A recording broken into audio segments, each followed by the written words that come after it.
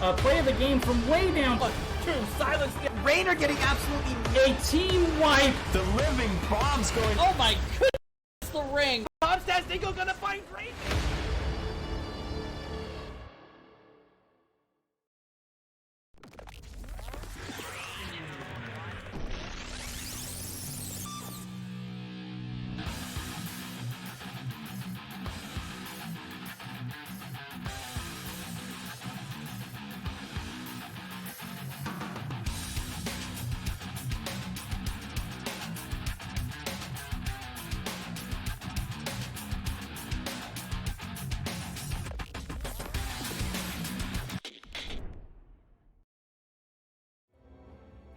All right, welcome everybody. Good evening. It's the Nexus Gaming Series, and we are in Season 8, Week number 2.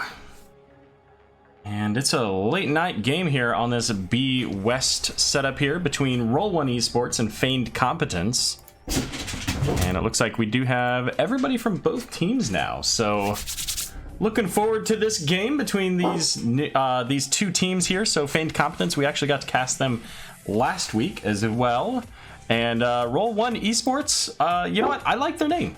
I mean, I gotta admit, looking for those crit failures that hopefully turn into exciting moments in the game. Come here, Alice. Come here. Come on over here. Yeah, thanks. Appreciate it. And it looks like both teams are all set up and ready to go. So here, I'm gonna let them know that we're ready. And while they're figuring that stuff out, let's go ahead and take a quick look at the maps. We started off here with map bans from Roll1Esports on, let's see, Battlefield of Eternity and Infernal Shrines. That's incorrect. I always do that. Those were the bans for Feigned Competence, Battlefield of Eternity and Infernal Shrines. The bans for Roll1Esports were Sky Temple and Alterac Pass. And our pick for the first game here is going to be Dragonshire. And since it's week 2, let's take a look at the standings, see where we are so far in this season for these two teams here. So Roll1Esports currently sitting there in number 11 with 3 points. And then we have Feigned Competence sitting at number 6 with 4 points. So getting some flex matches in already are some of these teams. Is it? Oh, 3 points because of the withdrawn. Okay, well, there you go. So never mind. Let's go ahead and bump that down to 12. Get rid of that bottom team. Did that work? Nope, drop it down to 11. There we go. So currently, I guess Feigned Competence got 1 point out of their match with Spooky Ghosts, and Roll1Esports, it looks like, did not win their first round, but that's okay. They'll be coming into this. But we're in our draft here, so let's go ahead and hop over to the draft and check in, see how things are going. Calling Arrow a hero or making fun of his hair, I'm not certain. So it is kind of a play on the hero of the storm idea there, Valkymer. But it could be, you know, it could be a hair thing too. It's all good. I'm not gonna complain.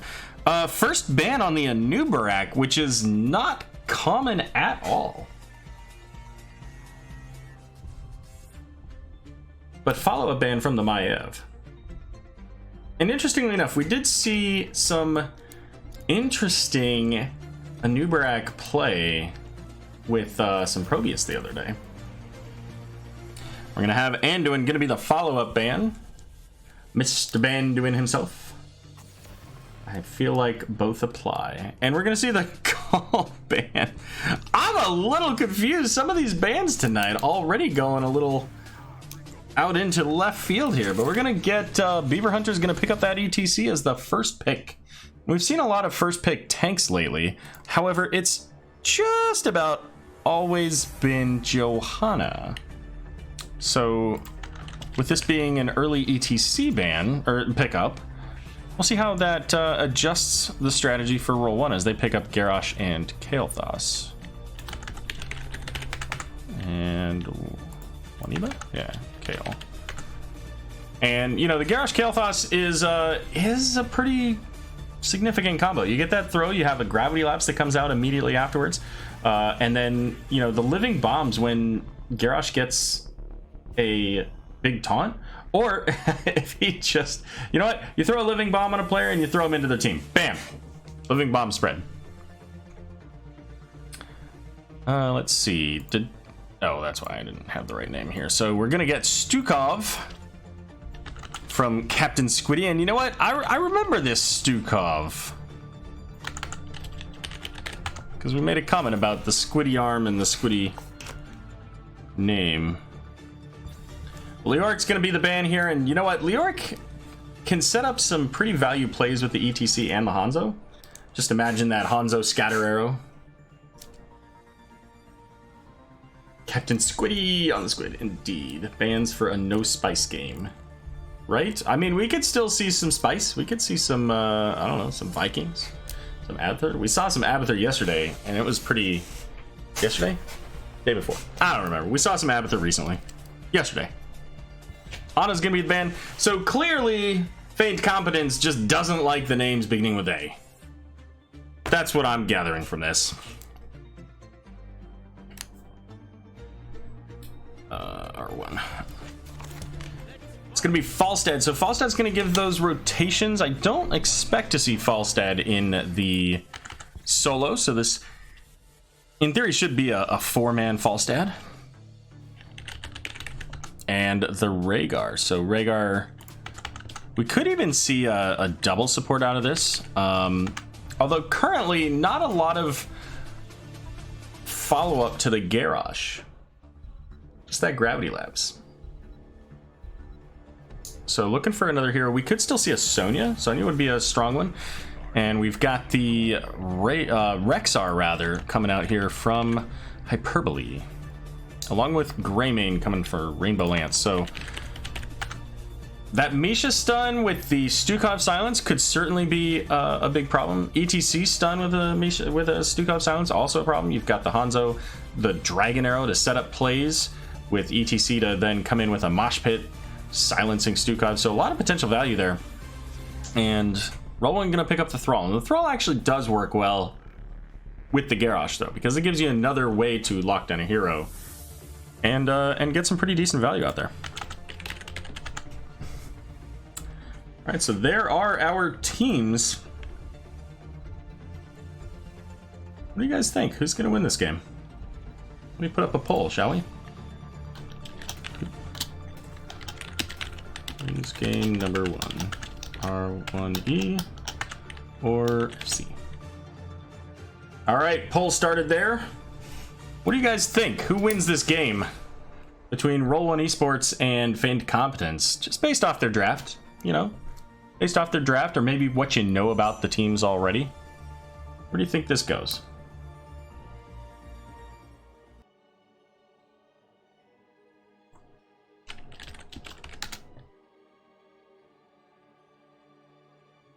Let's take a look and make sure that we don't have any changes. I don't think there are any changes on the heroes. It looks like we should be good.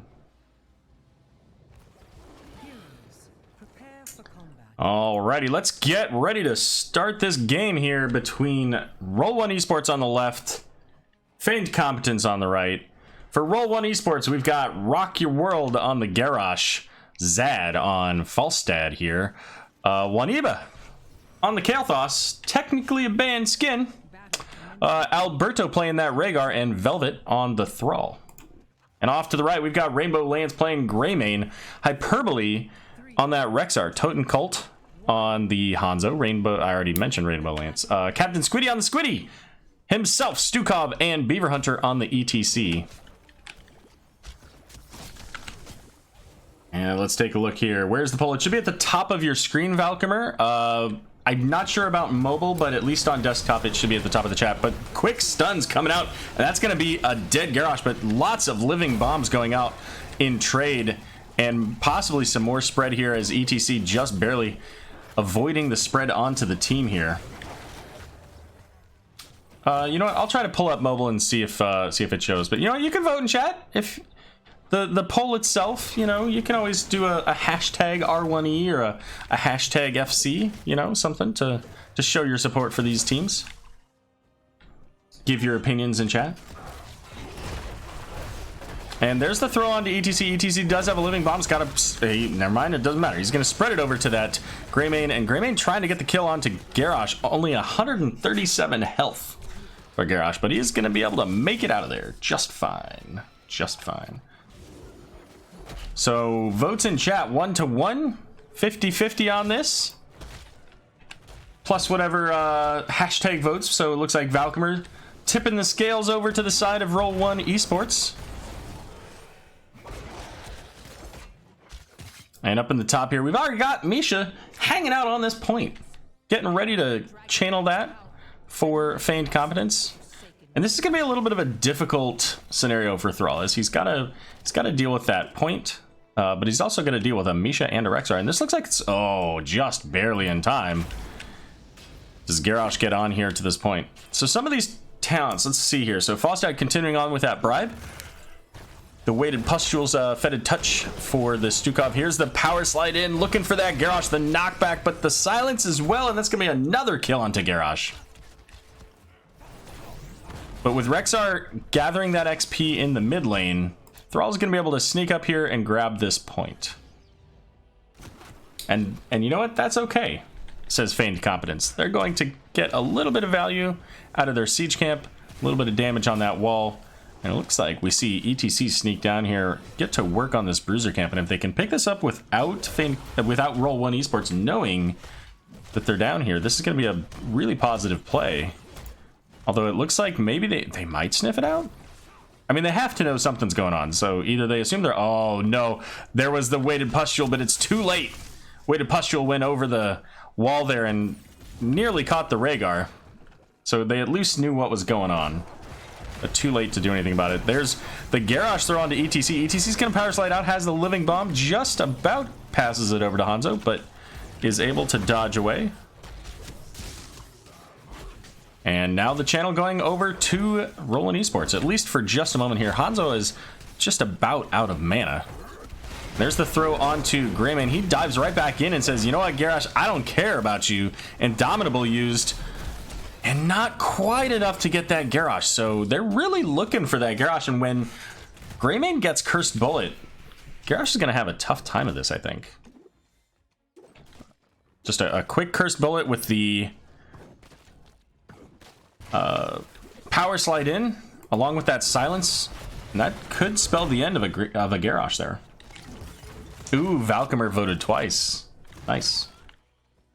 Way to go, Valkymer.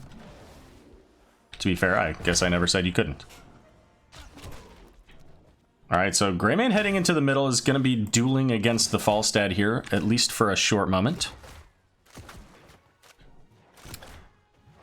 And not likely to be able to sneak that anyways, but Stukov's going to come up and try to help. And that dive is going to give Greymane a bit of an advantage here. Certainly enough to potentially get on this. Nope, never mind. Because of the pull into the mid lane here, bringing the extra hero, Roll1Esports is able to sneak in and grab the point.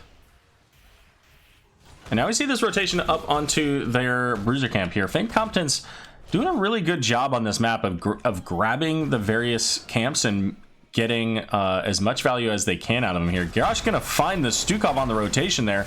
Gravity Lapse just missing. ETC coming in. Power Slide is not gonna be able to save that siege camp, but you know what? Stukov lives. And the siege camp here stolen away by Roll1Esports. But they do have a bruiser camp going up in the top lane. So with a quick rotation, they could get some value. Maybe push down that wall. And give Rexar a little bit of an easier time of it here. Rexar currently holding on to his level 7. Hasn't decided... Oh, never mind. There it is. So not going into that Misha charge damage or cooldown. I can't remember which one it is at 7. But instead, the additional range on the Q. And we've got the retreat pings here coming in. I'm assuming from Roll1 now as Falstad's coming in. But this is a 5 or 4. So a quick steal away now. Feigned Competence. So both of our teams here able to sneak over and steal away the opposing siege camps.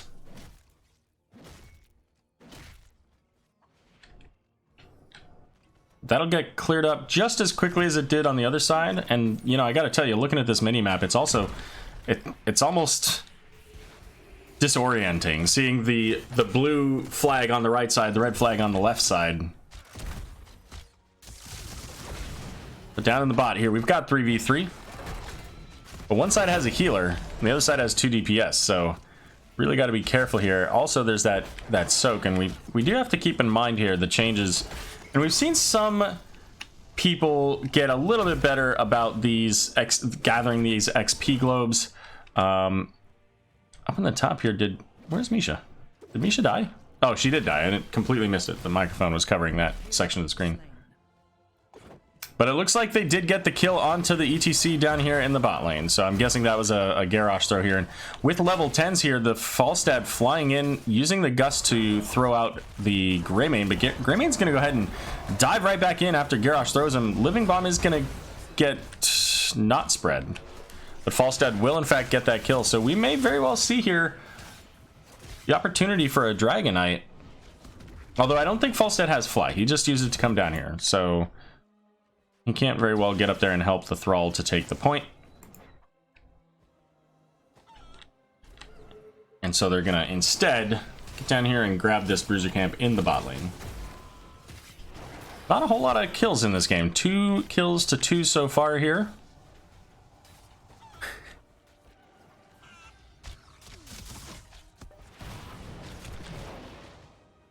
And there's the power slide on the Garrosh here. Uses the Indomitable, but the silence is there as well. Garrosh looking very low here. And Misha is down on the point here. Greymane getting the kill onto the Garrosh. The Gust coming out just a little bit too late. So Falstad able to... or Falstad dying rather. But it looks like because of that delay, they don't get onto the point quickly enough. And Thrall's going to pick up the first Dragonite of this game. Now with the 2 dead... overall, this is likely just going to be a quick burn, especially with the Greymane.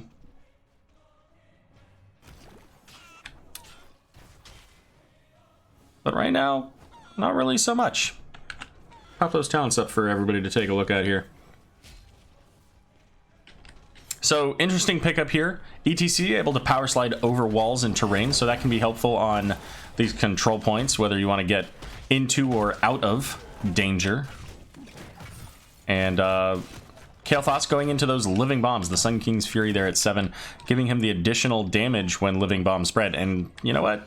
Based on early performance, oh, what a Hanzo arrow right onto the Falstad. Couple of ults used there. It looked like the Unleash the Boars was used. Now, they are leaving this Dragonite to just knock over top, so that is a little bit dangerous here, I would say, for them. Misha gets thrown over the wall, so that is just a little bit of XP.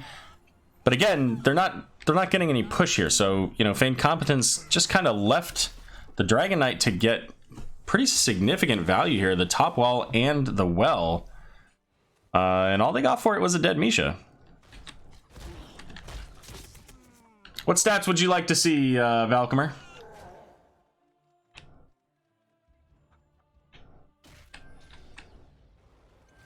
Siege camps picked up by both teams here.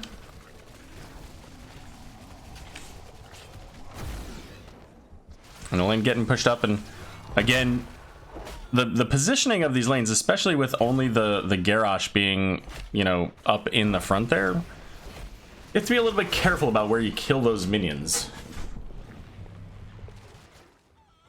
So far, the minion XP is slightly over in favor of Roll1Esports.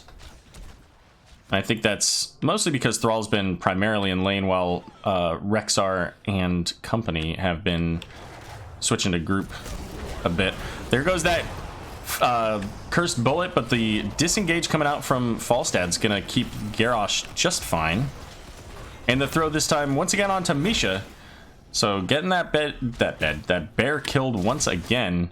And Rexar's got to be a little careful here. Now, without Misha, Rexar is, I would say, limited of value, and certainly not going to be able to push up against a Thrall. All the goodness. All right, well, we'll see what else we have in the stat blocks here. 13 seconds here as Roll1Esports picking up their Bruiser Camp, and you know what? That Bruiser Camp goes into the fort. There's no wall left to slow it down, so Competence going to have to deal with that as Rexar is in the bot lane here. Is going to make use of the Misha to protect himself. And Misha is able to get out.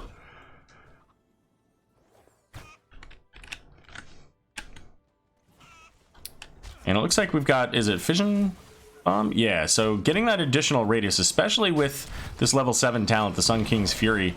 Oh, ETC gets the power slide onto Thrall, the Dragon Arrow, Cursed Bullet, and Thrall is just gone, but that's going to give the bottom fort, and I don't like this trade. I don't like trading out the bottom fort. Ultimately, now they're going to get the Bruiser camp here, even though Feigned Competence is going to get the top trade fort very likely because they've got a Greymane and he just melts these structures pretty easily. So it's going to be up to the team to see, you know, Misha. Well, they're not able to hold it, so never mind because Garrosh got onto the point. I was going to say, if Misha can get that point, then maybe they can send somebody quickly to gather the dragon, but that's not the case. But with the Bruiser camp, they can push. And this is where I was going with that whole thing is like, yeah, okay, so you get your top fort, but you lose a little bit here. Garrosh is going to throw the ETC, the stun coming out. ETC going in with a taunt. Looking for the Mosh, but not finding a good place for it here. And Garrosh is going to be unstoppable, so he's going to be able to walk away. No problems. However, this cow is cooking in the back line. And we did see a point blank arrow there. Barely any stun from that one. Just enough to get out. As Hanzo is still on fire with that living bomb. But Falstad going to get the kill onto the Greymane. Misha now spreading that bomb over to Captain Squiddy. And this wall all the way down here. And even some tower damage for Roll1Esports. So good play on them. ETC going to get thrown once again. The Gravity Labs coming in and the Thrall route. And that's what I was talking about in the very beginning, is getting that additional CC lockdown to go with the Garrosh can pretty much isolate and kill any individual target, including the tank, especially when it's an ETC who, you know, didn't have any armor up because he couldn't cast any abilities. And level 16 here for Kael'thas going into that Ignite, going to be able to spread those bombs even more so, as now he can spread them off of his Flame Strike. Garrosh going into the Wrecking Ball to get that stun as well, so throwing heroes into the enemies to get the stun can now be of pretty significant value. What else do we have here? So what's this one? Universal Carrier. So Stukov going to be able to pass the healing through himself and ultimately keep that healing ability going. Wonder, who are we missing on Hanzo? Let's see. Who has Hanzo not hit yet? Hanzo is missing Kael'thas. Not who I would have expected. I honestly would have expected Thrall. But here's the Dragon Knight. Channels started for blue. They don't need to worry about it. Feigned Competence is already at the bottom here. And are we looking at a trade in the other direction now? We might very well be. Well, you know what? At least we know that the teams aren't listening to the stream. Because once again, this is a terrible trade. Just in the other direction. But we're seeing this rotation down. Misha doing a good job of protecting the team. So both teams now are equal in structures, top and bot taken out. But Garrosh is looking. Now Greymane is probably able to get away from this. The stun going out on Misha, so okay, fair enough. So this is a full 5-on-5. We're 18 to 18. Everything's equal here, with the exception of the ultimates that were just used. And Falstad is close. Can he get it? No! The interrupt just in time. And that is entirely because of this level 7 talent right here, giving additional 20% range. Without that, Rexar wouldn't have been able to interrupt that. There's no chance. Now the question is, was Rexar here quickly enough? It doesn't look like it, and the taunt going out is going to spell the end for Hanzo. And the Dragon Knight making its way into the bot lane. Now there's no minion wave here. Never mind. Dragon Knight says, there's no minion wave. I'm not going there just yet. I'm going to get what value I can here. Not quite able to get that tower, but the minion wave is coming now. But again, from earlier, this whole wall is down, including the towers. So this all but guarantees a keep, especially with level 20 coming up. And in a lot of ways, I'd like to see Roll1 be a little bit patient here. Just get this level 20, and then they can be aggressive. They got that potential for the wind tunnel, and this is a great area. If they can put a wind tunnel down into this section of the map, somebody's gonna die. And there's that level 20, so it is the wind tunnel. Thrall getting the wind rush, so he's got that Bolt of the Storm effect along with the Wind Fury here. Hanzo gonna get thrown, but there's no follow-up. He does taunt the gravity lapse afterwards, and there goes Hanzo. Here comes the mosh pit though, but check it out, Beaver Hunter just getting exploded there, and Storm Shield being used by the Rhaegar to keep the rest of the team alive here. So far 2 for nothing, and this Dragon Knight now making its way to the core. There's the wind tunnel to push away the Greymane, and this core now down to 60-50, and it's looking pretty good for Roll1 here. The throw out, and that's going to be core going down in favor of Roll1Esports.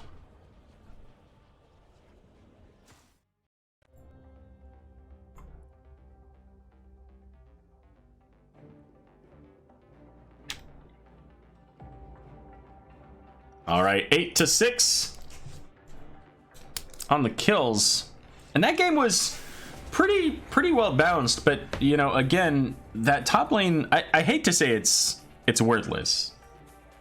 I don't want to say it's worthless. It's beneficial to deal with that stuff, specifically the well for the solo laner, but it's not good value to just to fully commit to that top lane, go up and kill a fort. Especially if it means you're going to lose that bottom fort in response. And setting up that bottom fort, getting that siege camp, getting those kills in the bot lane, getting the bruiser camp, all contributed to that bottom lane push to allow this game to end when it did. Level 20 did come up just at the end there for Feigned Competence. So, you know, it's a learning experience. And 17-17, check that out, game time. You'll love to see it. So overall though, 85% of this game was very well balanced between these two teams, which means that wherever we go next, I mean, this is a map that has some pretty decent macro, it has some pretty decent team fighting, brawling, and all that stuff. Literally anywhere that we go next, I expect it to be pretty similar, with both teams putting up a good solid amount of energy.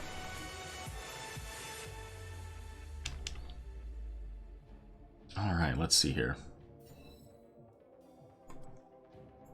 Just in time. They just invited me to the lobby. Ooh, that is really weird.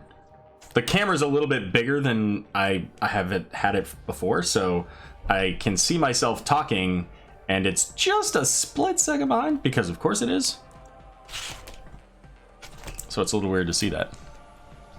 Now this is interesting, seeing the placement levels of the heroes on both teams.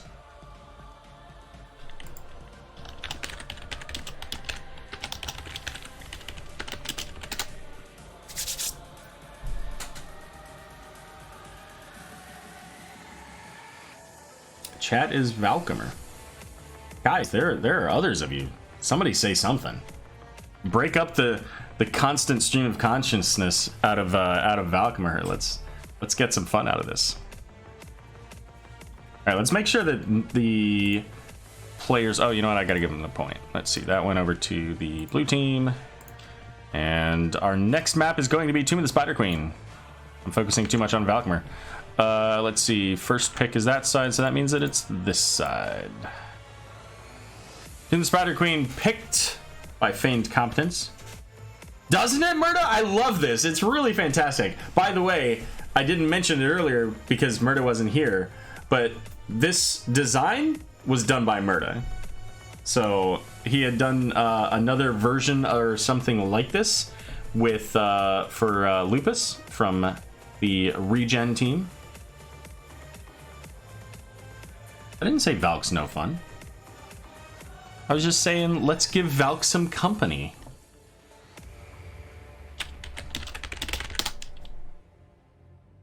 All right, I think our teams are ready. So hop up these maps just real quick here to give everybody the chance to see what we're doing here.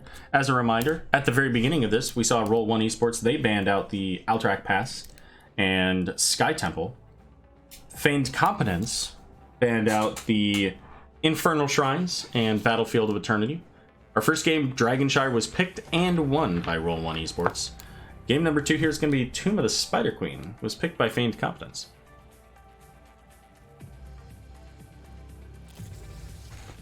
And here we go, getting into the draft. Let's go ahead and pop that up for everybody, shall we?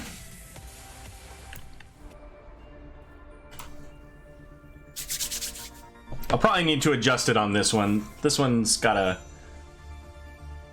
like, my face is just so big. I'll have to figure a way to make that work, but I like how it looks. Hey, Valkymer doesn't even know how to capitalize Lulu's name. All right, sticking with the bands. Oh, you know what? I didn't write down our heroes from last game. Let me do that while we continue on with our bands. Keeping with the theme of the Maiev ban.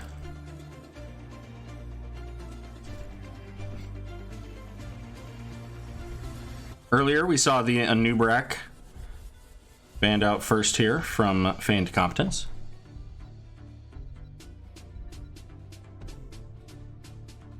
As well as Anduin. It's going to be the ETC, so originally they played the ETC. This time they're saying they don't want to face it.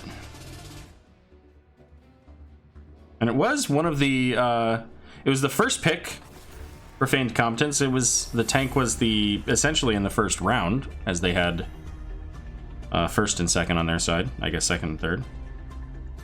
But once again, sticking with now Cho this time, so not going to see the Cho'Gall tonight. At least not in these first couple of games. Home of Poe.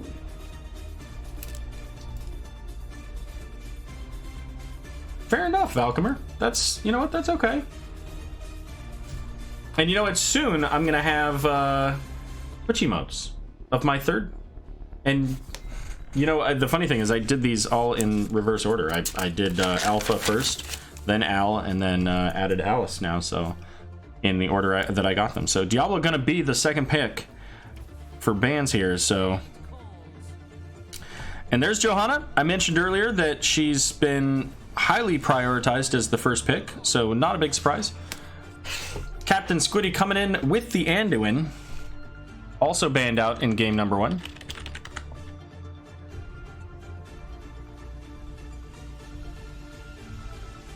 What are these Cho'Gall bands? You know, I mean, it is what it is. If they've got Cho'Gall in their kit, you know, all shall Swiffer, he says. So Johanna on this map especially gets even more value with the fast rotations and wave clears. So we're gonna see that Kael'thas coming back. Except this time it's gonna be Alberto. Did I say Alberto? I must have. So Stukov switching sides, gonna have the value of a Johanna and a Kael'thas to help out with those stuns. Hey, it's Arrow, or it's Al and Alpha. That is what will be. It's pending. Alice is pending. Coming soon. TM. Mephisto gonna be the next ban here.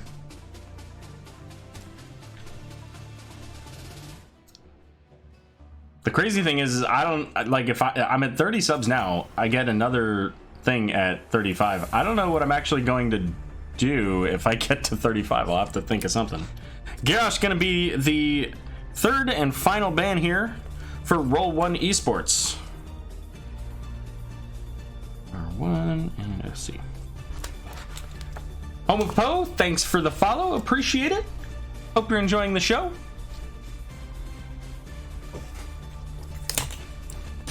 And coming up from Feigned Competence here, so still no tank yet. Interesting. So we've got the Gul'dan and Sylvanas, so really quick wave clear. They're gonna be able to push hard with the web weavers when they get them, and a lot of dot damage. Now Stukov can spread spread his healing out. So there is that. And we're going back into the Thrall. And going to be Hanzo switching sides as well. So Hanzo. So who do we expect to see here as a tank? We could see a Blaze. Kind of like the idea of a Blaze, getting that bunker. We could see a Mal'Ganis. Mal'Ganis could be interesting, although maybe a little bit harder with the Johanna, with the Condemns. 3 hoots for Roll1. Sweeping. Oh, it's going to be a Nubrak, of course. Of course. And it's funny. I feel like 6 months ago, not even 6 months ago, probably 3 months ago, that you would have, Nubrak would have been at the top.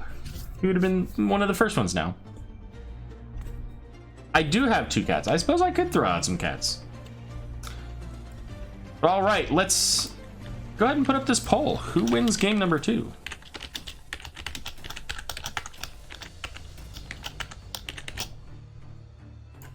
Poll going for 2 minutes. That'll be a minute and a half after you hear about it.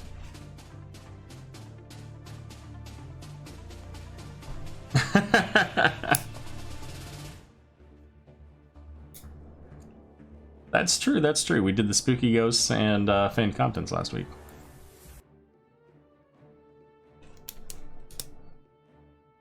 Oh yeah, Valkyrie? Alright, fair enough. Well, vote for the team that you think's gonna win.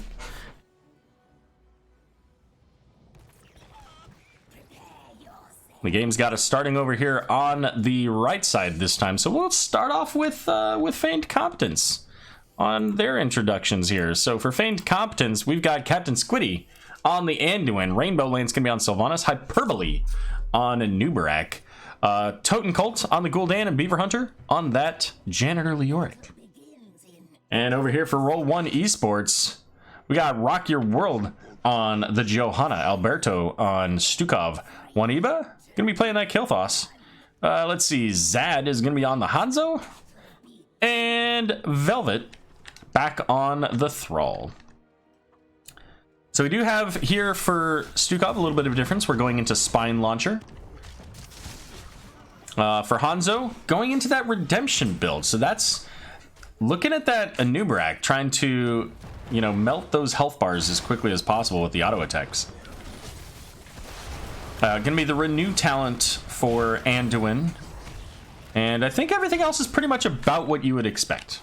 I mean, even those talents are, pretty standard in general. So we'll have to see how that turns out for the teams here as we get the rotations coming on. And keep in mind, too, again, with these XP changes, having the fast rotations don't necessarily always provide you benefit. Unless you can, gather the XP real quick and get some soak somewhere so that you can let some of those minions come back into you.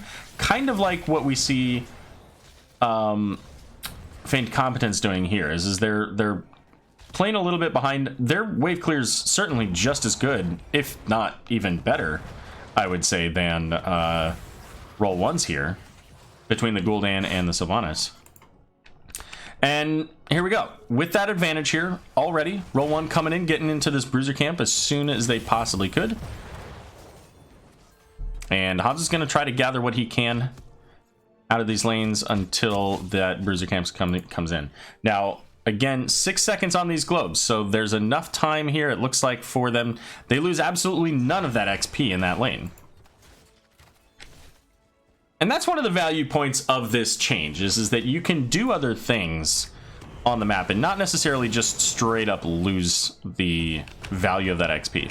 We are going to come down here and rotate down into the Gul'dan. And there's a Leap of Faith onto the Sylvanas.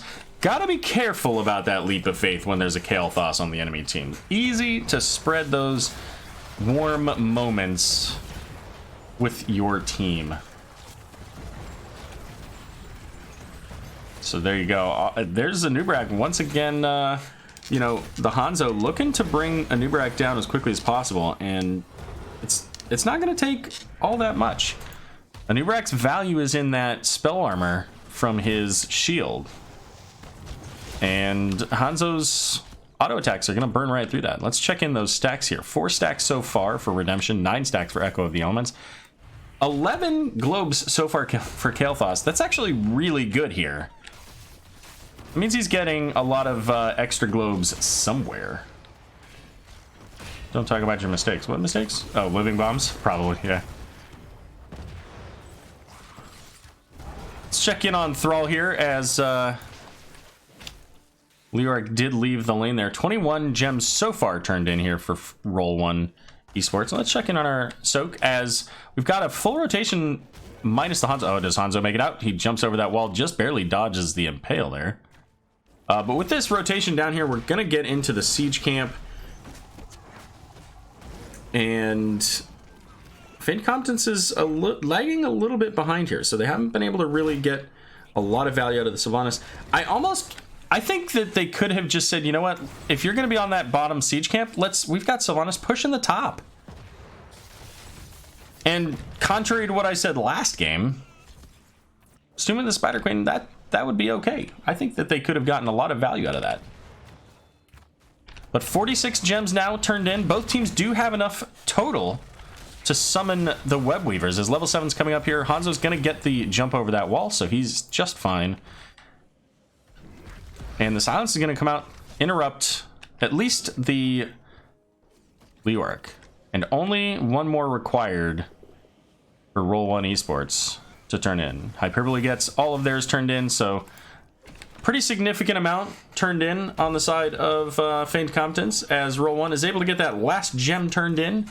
That last spider butt. I don't remember who called that, but you know, it's out there. And now Velvet doing the dance down here in the bot lane between the Leoric and Gul'dan. But again, able to clear this lane pretty quickly at the wall. Is going to finish up that Echo of Elements quest, and that's going to make it a little bit easier for Thrall to poke. Web Weaver going to get stalled out here at the wall. It'll clear up this lane pretty quickly, but lose a little bit of its health and time getting in there. Johanna popping that Iron Skin here. The Leap of Faith onto Leoric, but spreading that Living Bomb all over the place. Leoric has to be super careful, but dies to the Living Bomb. Double kill coming out from the Kael'thas. And actually, it says Leoric died to not Kael'thas, so Leoric may have actually died to the Web Weaver. But Leoric's back on the table here.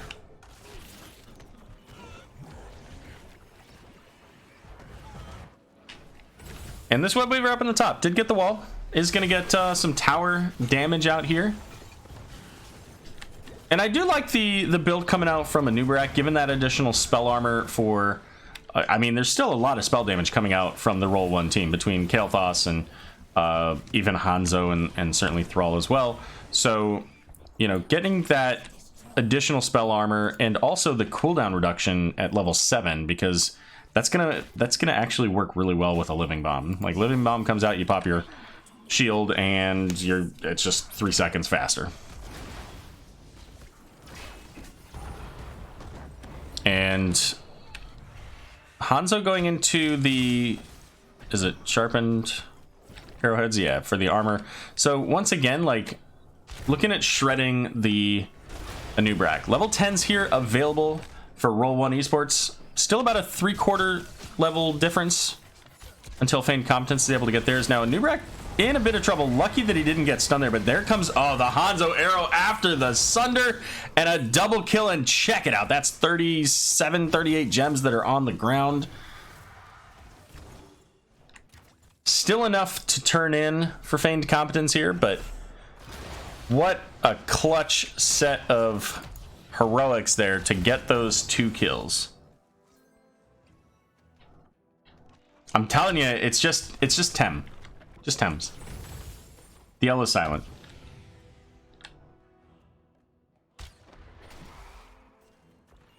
I mean, I know that Tlems says that it's Tlems, but it's really just Thames. Both teams picking up their bruiser camps here. A little bit faster on the side of Feigned Competence.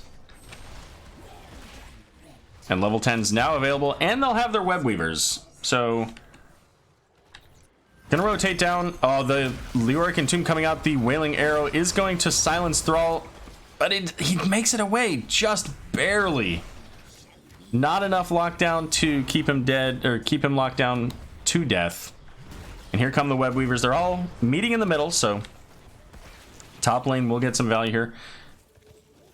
But all of FC is in the bot lane, so they need to get value out of this Sylvanas. Sylvanas is actually switching lanes here.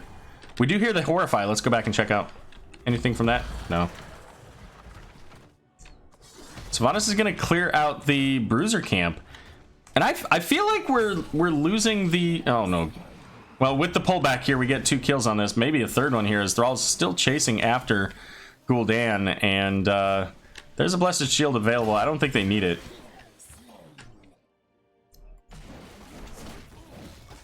And this is... keep in mind, this is all during Feigned Competence's web weaver here. So getting a lot of value in the other direction. Some damage onto this mid fort. Certainly the top lane is getting some value, but anyways, the point that I was trying to make is I don't feel like Feigned Competence is really getting the value out of their team comp. They're, you know, they're using Sylvanas like just straight up as a damage and not getting any siege value out of this comp yet. I'm not sure how many, you know, stacks you should have at this level or anything like that. Just, you know, Hanzo's sitting at 11, so he's almost got that auto attack speed bonus. So I don't know. It's well, there you go. We're gonna get the cocoon onto the Stukov a little bit early on the burrow charge, so no stun there. The flailing swipe is gonna come out, light bomb as well, but this is all about the disengage, and there's the completion of that redemption as Leoric is gonna get taken out here.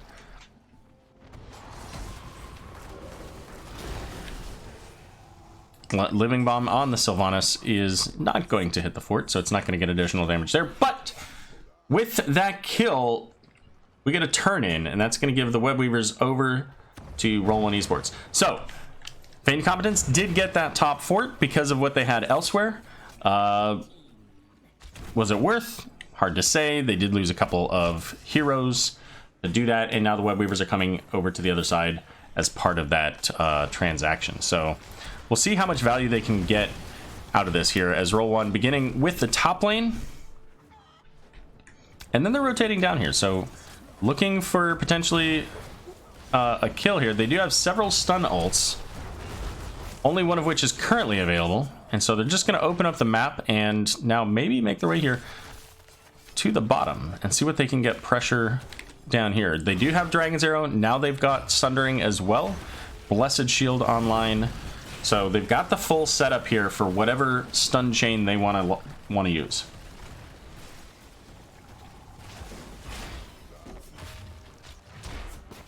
Lulu, I believe that you are incorrect because I am never wrong. I am merely varying degrees of correct. So thank you very much for allowing me to clarify that.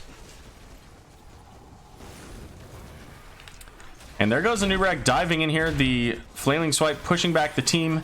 As level 16s, this is super aggressive.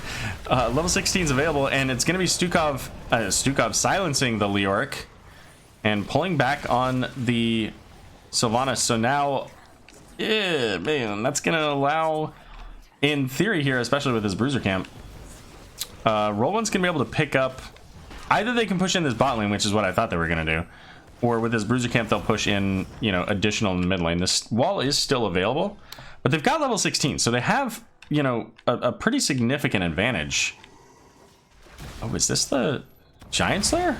That's interesting. So Giant Slayer is going to be really beneficial against the Leoric and even against the Anubrak we've seen.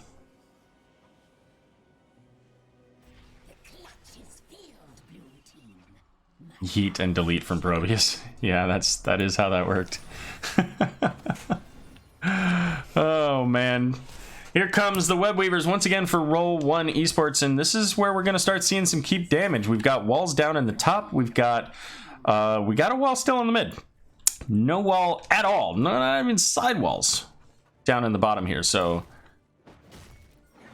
working on the minions to keep the web weavers moving forward here, as all three of them got stalled out a little bit around the halfway point here, and that's going to give Feigned Competence the opportunity to clear up in the bot lane with the siege camp pretty easily. They're looking for 16. They're not going to get it during this fight, though. All the XP is just too far away. That worked against them with the web weavers being so far away. That was great, but so is the XP. Leoric has a living bomb and just barely survives it, although passes it over to the Sylvanas. She as well now has to disengage. There's just not enough health on those bars to keep them in this fight. And then Dragon Arrow, just, you know, providing some scouting, some vision, a little bit of recon. And if that's what you're going for, it's perfect. Siege Camp gonna get some value here, pushing down this keep. And it's very close. Level 16 is now available here for Feigned Competence. So looks like they learned from their last fight attempt where they did end up losing a couple of players here in the bot lane. And instead gonna work on clearing the lanes, gather their XP, maybe looking for that level 20. Which is still a fair bit away.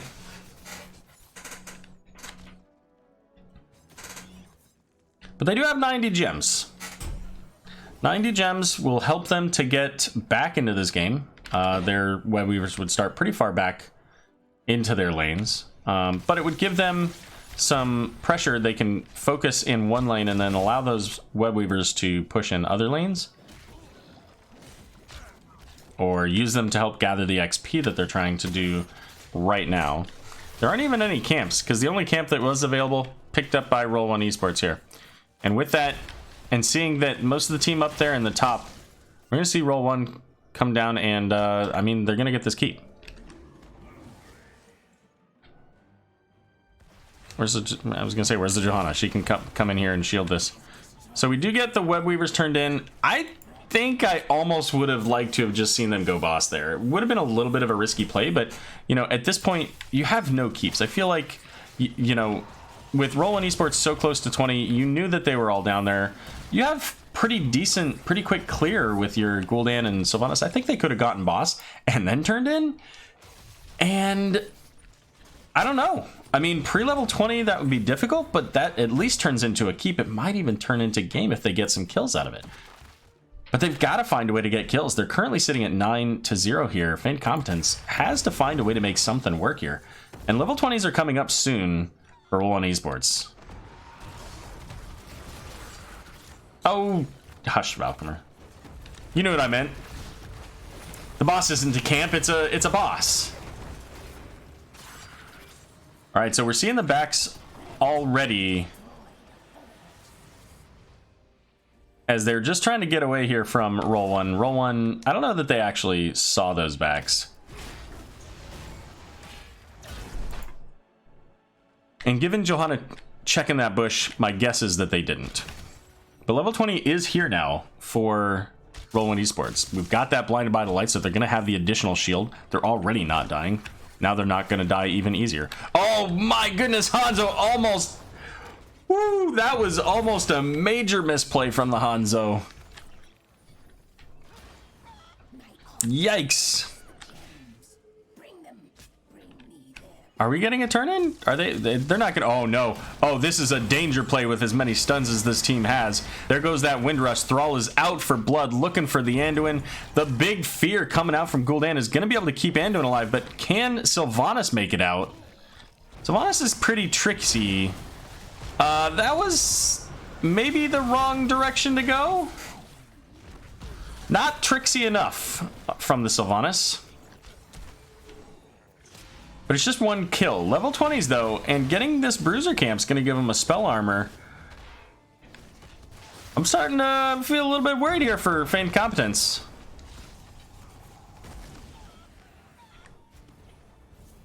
And they're not gonna push with the bruiser camp. Instead, I think they're looking at this boss. And by boss, I mean lanes.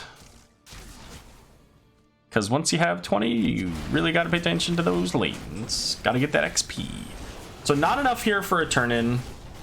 So it's really just all about the boss. Show that boss health. And with Sylvanas dead, I mean, there's not anything that Feigned Competence can do about this. They're just going to have to defend at the keep. They're still a full level away, and there's just no way that they can get it before this is going to be a problem. If they can get some significant damage on a Johanna, that'll help, though. Did get her down to half. Although, popping that Iron Skin, able to get away. And there goes the keep. Sitting at good 80% still on this boss health. And about 80% of a level left to go for Feigned Competence. The big stun, here comes a Hanzo arrow, and that's going to be a deadly orc, spreading the living bomb over to the Anubarak as well. And there goes the Wailing Arrow, getting the silence. Johanna's going to go into the cocoon. They've got to get on this. They cannot leave that boss alone, and it's looking like the boss is going to finish this core, but not before they can get the kill onto Anduin. A quick 12 kills to 0, quick, quote unquote, 18, almost 19 minutes. 12 kills to 0 here in favor of Roll1Esports. And Roll1Esports coming at it with a natural 20 in this game for sure.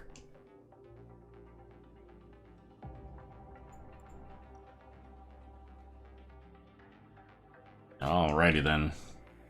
Let's check in with Rock Your W, which we're gonna say is world. I'm pretty sure it's world. It is.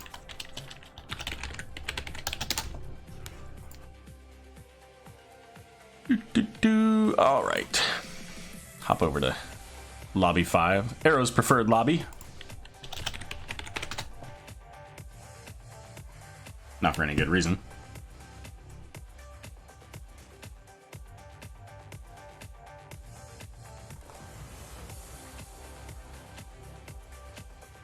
And it looks like we will have Rock Your World or somebody from the Roll1Esports team coming over here in a moment.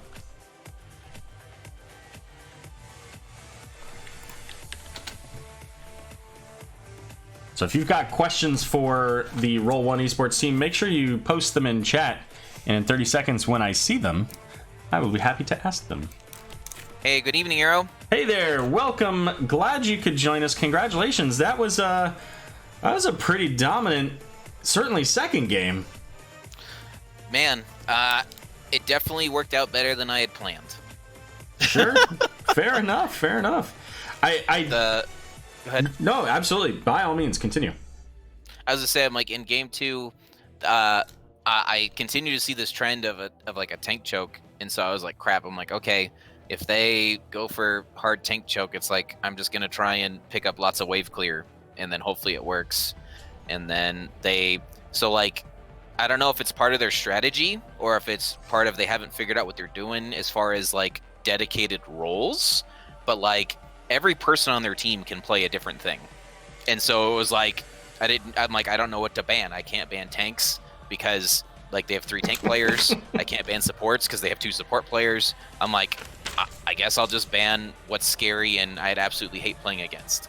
So it's like, so then they ended up switching in game 2 because Beaver Hunter tanked first game, and then they had Hyperbole tank second game. So I was like, man, I gotta really watch out on what they were gonna do there.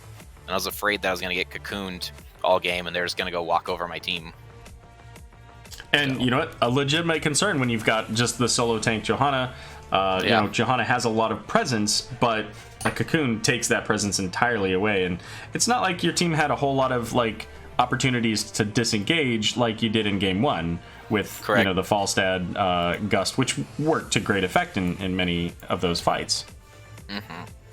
But you guys did set up really well with the Hanzo, Thrall, Johanna, you know, Kael'thas Gravel. You had so many ways to initiate and then lock them down, and it worked several times. I mean, that very first time over the upper gem control point there, you get definitely Gul'dan, and I don't recall who the other one was. I think it might have been Anubarak.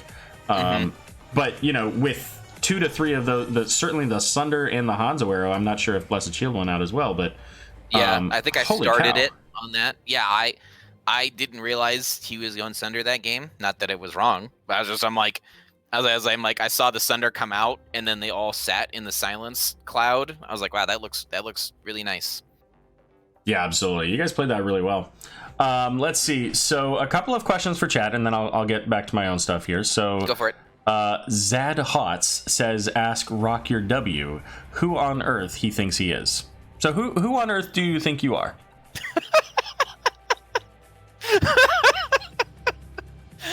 I have nothing. Fair enough.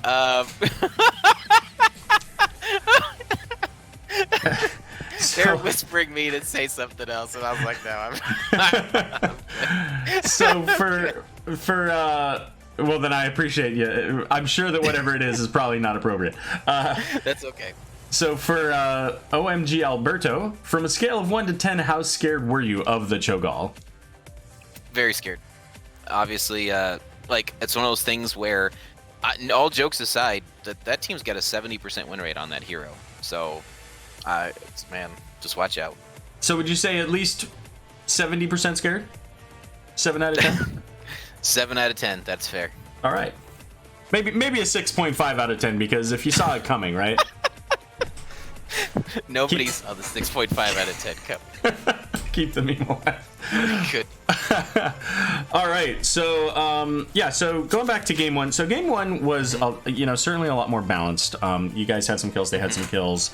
I can't remember. I think you guys, one of you. So which team was it? I can't remember. I think it was you guys that got the bottom fort first, and they took they took the top fort. You took the bottom fort. And I'm in the literally I'm in chat or in the stream going, this is dumb. I can't believe this is happening. And then not 2 minutes later, you guys do the exact same thing. Yep. Now, and I already got called out by Valk's mom. I mean, Valk, he already whispered me right after chat and said, you guys are dumb. Why would you give up the power lane for the top lane? And I was like, I don't know. We had a huge creep wave up there. I was like, why don't we just kill the thing? Well, and I'm glad that you answered that, because that's exactly what my question was. Is like, what was the the first one made complete sense. The second one, I was just like scratching my head, going, okay, whatever. It was probably not the right call. And then on top of that, like, as soon as we cleared that camp top and saw that they were bottom, we could have potentially made a sneaky Gus play or something to try and like push them into our building, or tried to pick them off as they were leaving. I think we still managed to get one of them, but we maybe could have taken the whole team fight in a dominant fashion instead of just the one pick there. Well, and for what it's worth, that your guys is picking up that bottom fort first and then responding to them. Like you said, you did get that one kill. You get the siege camp, you got the bruiser camp. Like, you set up so that when you got the Dragon Knight, it was little things that ultimately culminated into you guys ending the game, because like I said, 90% of that game was just balanced. It was straight out of Thanos' playbook. And then you just got one thing to kind of cascade into another to ultimately succeed in the game. Yeah, I definitely was worried after, like, I don't know, I made a couple calls that I wasn't sure of, like, what was right or what was wrong, as far as, like, taking camps, clearing things, trying to, like, force or rush a dragon. And it was cool to see that it ended up paying off, just trying to be a little bit more macro-focused instead of trying to force a dragon after we had taken bottom. It was one of those things where, like, or after we damaged bottom, I was like, do we go for the dragon? Do we do what? And it was nice of them to be like, no, just clear, like, play safe. They have to do their homework, see if they make a mistake. And I said, I was like, I was not prepared for them to engage and fight mid. Like, I had 1EBA sitting bottom as KT to be like, okay, you lapse the one person that comes to steal the point, and then we get the point. But their whole 5-man team was there. I was like, oh crap, 1EBA, get up here. we're about to fight. And like, I think it was just like frame perfect. I see like Stukov arm come out of the bush and just missed me by like half an inch. I was like, wow, okay, that would have been really bad. I could have gotten shoved all the way out of position for ETC to come in and dance on them. So it definitely felt fun. It was a very good game, and continues to show me that pretty much everyone in DivB can take a game off anybody in DivB, and it's fun. Yeah, and you guys, so obviously my team's on B East, you guys are B West, so we're not going to be playing each other, but Division B has been, for the last couple of seasons at the very least, a really competitive division. you know, even like we didn't even make playoffs. We had 17 points last season. We didn't make playoffs, whereas in every other division, I think except for one, 17 points would have had you like middle of the pack in the playoffs.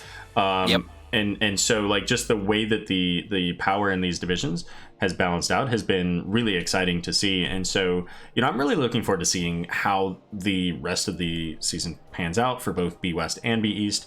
And I feel like B-West last season had certainly some kind of very top level contenders, and then, you know, a large mix of teams in the middle.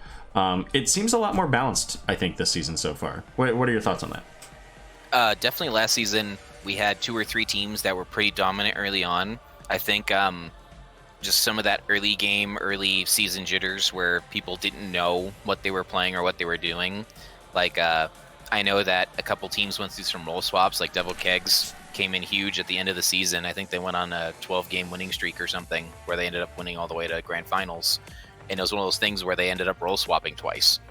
So it's like I'm like, and then we look at Soak Every Lane did great last season, and they were doing tons of good stuff. B-Med and all of the split pushing shenanigans and Pocket Heroes makes it hard to play against. And then I forget the other one that was at the top.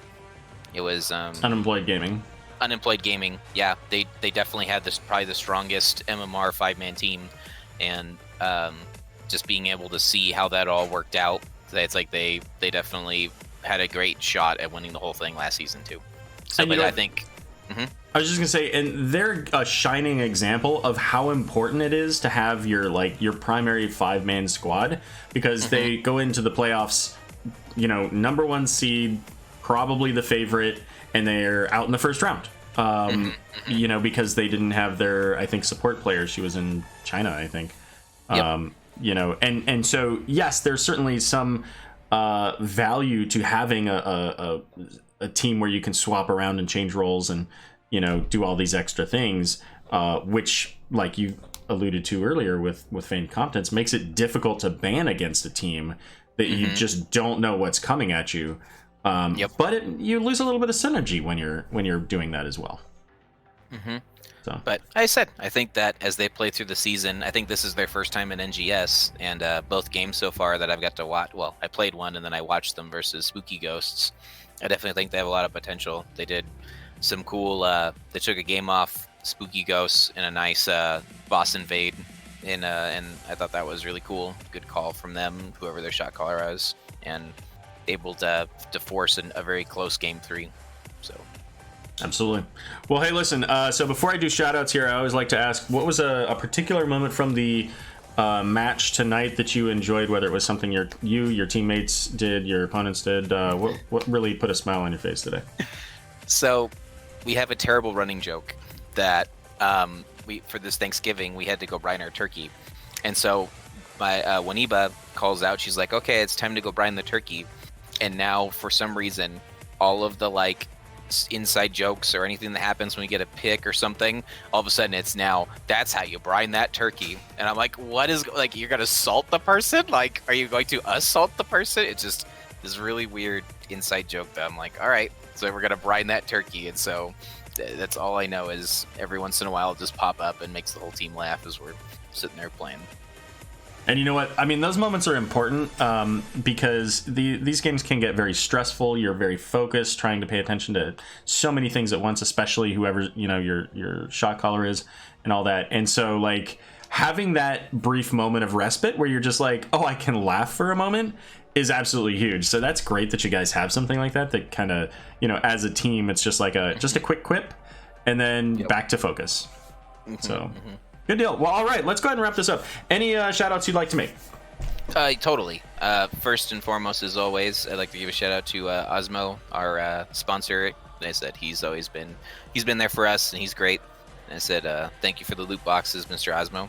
And then just shout-out to everyone on Roll1Esports. It's been fun. We actually have had like 10 people on consistently just to play and just to keep the tight-knit community together. And then shout out to Valk's mom. I said couldn't do it without her. Great scouting, great information. It's truly a pristine example of awesome. Good deal. And Chad is already talking about brining the interview and the Roll1 briners.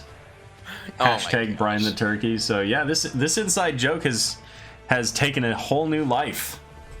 Don't worry, Arrow. All of your streams now are gonna have a bunch of people when someone dies. Is like, and that's how you brine the turkey. I'm Just looking forward that's to how it. the cookie crumbles or something. I don't know. Good deal. Well, thanks very much for joining me here tonight. And so your character name in game, or your account name is Rock Your W, presumably because you couldn't go any longer. But it is Rock Your World, yeah. Correct. Yes. Yeah. Okay. Just making sure. Nope. You're good. Good deal. Well, again, thanks for joining me. Don't forget to get your match results uploaded into the system. Oh yeah. All right, I will do that. Thank you, sir, and thank you again for picking up the cast last second. It was super fun. Absolutely. Have a great night. You too. Bye. All right, everybody. So that's going to be it for us tonight. Roll1Esports taking a quick, well, I shouldn't say quick, a 2-0 victory over Feigned Competence here in a pretty exciting set. And Zadhots, I do want to say thank you very much for your Twitch Prime sub a few minutes ago while we're in the middle of the interview. I don't like to break up the interview, you know, when things like that come in, but I certainly want to make sure that I call that out. Also, Zeke, I'm calling you Zeke. Thanks for the follow. Make sure you guys stop by for additional casts throughout the week. Yeah, so for Zad, you've got some new puppy emotes that you'll be able to enjoy there with Alpha and Al. Coming soon, TM Alice as well. And I'm telling you guys, when you get this Alice emote, everybody's gonna be spamming that sub, because that Alice emote, it's gonna replace the what is it, Craigasm or something like that. Like, you're gonna like this. You're gonna like this Alice emote. But thanks again for joining me tonight, everybody. Let's see if anybody is still going here tonight. I'm not sure if there are. Cat Peach might be. Let's Cat Peach. See what she's doing over there real quick here.